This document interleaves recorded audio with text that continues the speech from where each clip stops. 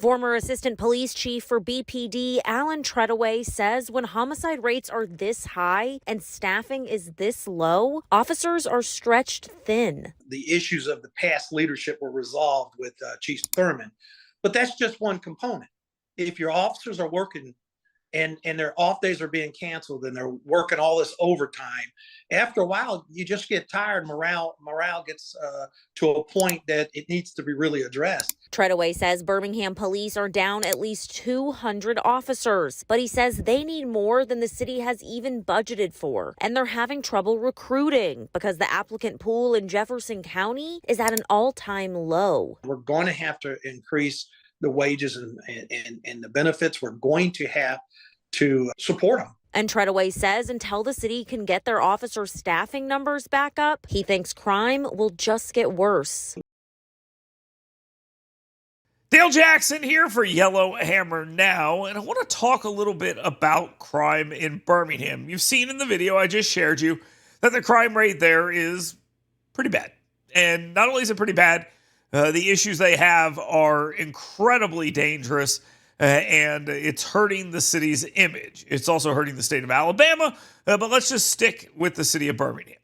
Recently, Roy Johnson, who writes about things involving the city of Birmingham, he says, hey, what would you do if you were king or queen of Birmingham to fix the problem?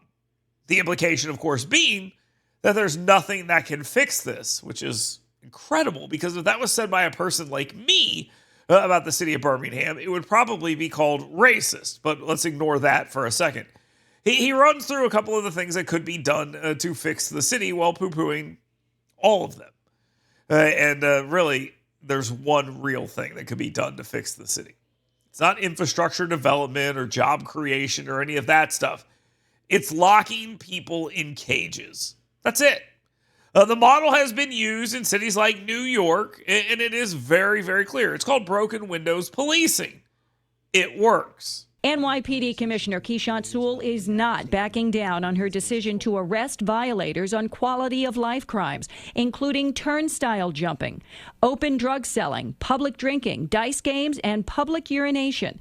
It is a return to what is called broken windows policing, implemented under former Mayor Rudy Giuliani back in the 1990s.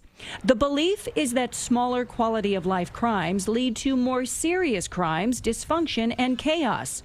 Critics say broken windows policing targets and incarcerates more people of color. We are focusing on the people, the places, and the things that lead to criminality and lead to violence and deteriorate the quality of life for everyday New Yorkers. Now, the way this works, obviously, is you go after the small crimes. You lock people in cages who commit them, and then they're not able to commit bigger crimes.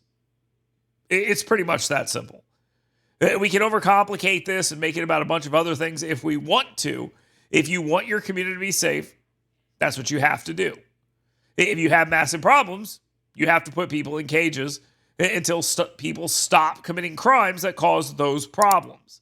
Right now is a time for a drastic measure, and that drastic measure is broken windows policing. When you arrest someone for a small crime, you hit them with it the hardest you can. If you arrest someone for a big crime, you hit them with the hardest you can. And you get those people off the streets until people don't want to commit crimes. Letting people out of jail without bond, letting people out of jail without bail, letting people out of jail without real sentences is obviously not solving the problem. So if I was king or queen of Birmingham, I would enforce the law.